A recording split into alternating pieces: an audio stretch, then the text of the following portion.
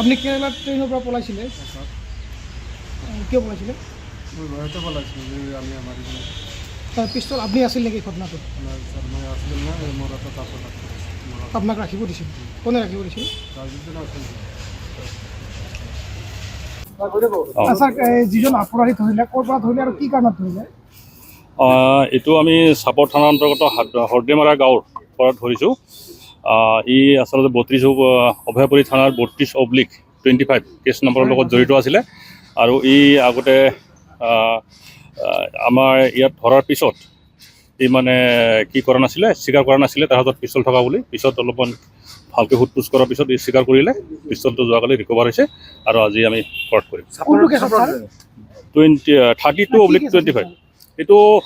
এক্সট্ৰকশ্যন আছিলে plus arm check আছে attempt murder section আছে চাপৰক ধৰিছোঁ চাপৰ যিকোনো খবৰৰ বাবে যোগাযোগ কৰক 7099017330 লগতে 7099017110 নম্বৰত